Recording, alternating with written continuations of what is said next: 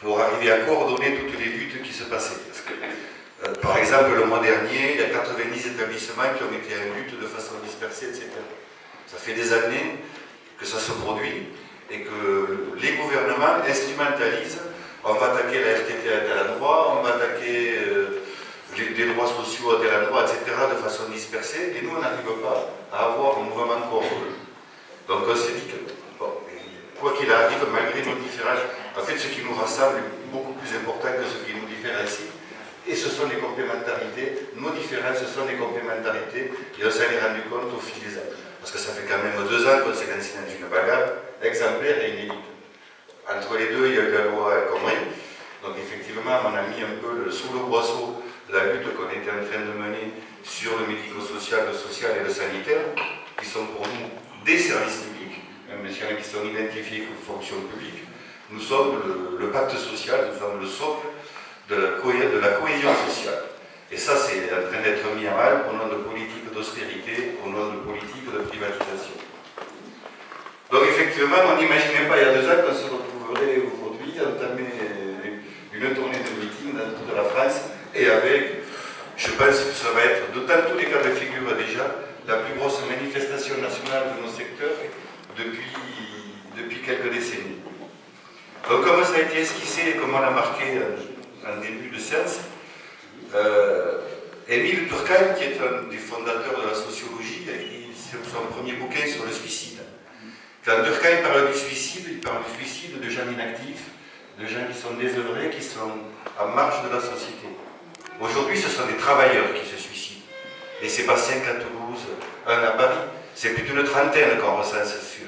Parce qu'il faut aller les chercher, les informations. Les journalistes ont la mémoire très courte, ils vont vous parler de... Ils ont oublié Saint-Calais, ils ont oublié les deux infirmières qui travaillaient aussi dans la médecine du travail, etc. etc. Et quand on discute, quand on est un conseil fédéral, qu'on dit levez la main chez qui il y a eu des suicides, et bien on voit 2, 3, 4 mains, mais dans le médico-social comme dans le sanitaire. Parce qu'aujourd'hui, on est en train de vivre ce que Durkheim appelait l'anomie, c'est-à-dire la perte de sens de travail, la perte de contenant, et surtout, puisque nous sommes dans des métiers quand même où nous sommes formés pour accompagner l'autre, nous sommes formés pour soigner, éduquer, on n'a plus les moyens de le faire. On se rend bien compte que les personnes à qui on s'adresse, on ne leur rend pas le service qu'on devait leur rendre, et ce pourquoi on a été formé. Et ça, c'est une usure qui vient se rajouter à l'usure professionnelle, parce que c'est vrai qu'on n'a plus de vie privée, on n'a plus de visibilité sur nos congés, on n'a plus de visibilité sur nos repos, mais en plus on a la conscience de faire mal ce pourquoi on a été formé. Et là, on atteint quelque chose qui est de l'ordre de l'insupportable. Donc aujourd'hui, effectivement, des minutes de silence, malheureusement, on va pouvoir en faire encore d'autres, mais tout ça, c'est étouffé. Si vous saviez l'art que mettent aujourd'hui les administrations pour essayer de prouver que les suicides sont détachés de la condition de travail, ils n'ont que des experts pour ça. Mais qu'importe, à une époque, le travail, à un moment donné, quand ça allait mal économiquement ou quand ça allait mal dans la famille, le travail servait de substrat pour exister socialement. Aujourd'hui, c'est l'inverse. C'est le travail qui détruit, et le travail détruit à plusieurs niveaux. Donc aujourd'hui, oui, nous avons tous mal à notre éthique, et ça, on va le porter, et ça, on va le dire. Parce qu'en 2015, il y a eu 41 millions de morts de plus que les statistiques prévoyaient. C'est-à-dire que l'INSEE fait des stats en fonction de la population, et puis en fonction de la croissance de la population, il devrait y avoir tant de morts. Ah ben non, il y en a eu 41 de plus. Qu'a dit la ministre? Ah ben c'était la faute à la grippe. Il a fait chaud en été et il a fait froid en hiver. Alors si on n'a plus un système aujourd'hui qui est capable de comprendre qu'il fait froid en hiver, qu'il fait chaud en été et que des fois il y a la grippe, pourvu qu'il n'y ait pas la grippe en été. Parce que là, ça va être le carnage des fourmis. On est passé du premier rang mondial du système de santé au 24e rang mondial. Cherchez l'erreur, en l'espace de 15 ans. Aujourd'hui, nous sommes dans des professions qui sont essentiellement féminisées. La France, alors je vais prendre l'infirmière comme barème de référence. On est sur 24 nations de l'OCDE, des pays développés. On est au 22e rang mondial en termes de salaire. Alors que venez pas nous dire qu'on est surpayé, qu'on est des nantis, etc. On est au 22e rang mondial. Vous imaginez le nombre de pays qu'il y a dedans. Et ça, ce n'est pas des gauchistes qui le disent, c'est l'OCDE. Et là, derrière, il y a plutôt des capitalistes que des gauchistes. On est des métiers qui, justement, qui ne sont pas considérés de part. Il y a des gens qui vont dire, ah ouais, mais le prendre soin, c'est du nursing, c'est du maternel, etc., etc. Et quand on regarde effectivement les écarts de salaire entre les hommes et les femmes en France, avec des candidats qui se donnent 5, 10 ans, 15 ans, 20 ans pour réduire les écarts, on est quand même assez mal barré. Quand la ministre dit, ah ben on va faire de l'ambulatoire, on va faire des économies, ça va super marcher.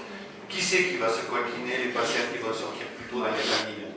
Qui, à un moment donné, quand il faudra prendre soin du proche, va se mettre à temps partiel ou arrêter son boulot? Celui des deux dans le couple qui gagne moins d'argent, donc c'est quelque chose qui va encore plus peser sur les femmes dans la société de demain. On est en pleine déliquescence de ce côté-là.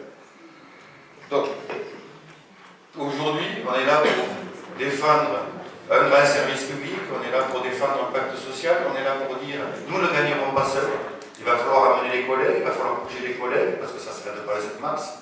Le 7 mars, ça va être un coup de poing sur la table qu'on va poser, mais qui que ce soit qui soit élu, derrière, il va falloir savoir que notre mobilisation, il va falloir l'ancrer, il va falloir qu'elle soit solide, qu'au-delà du 7 mars, déjà, bon, maintenant, le 7 mars au niveau de la construction, c'est-à-dire c'est presque du passé. Il va falloir regarder derrière comment nous, on va devoir peser, comment on va devoir reconstruire ce qu'on nous a démoli.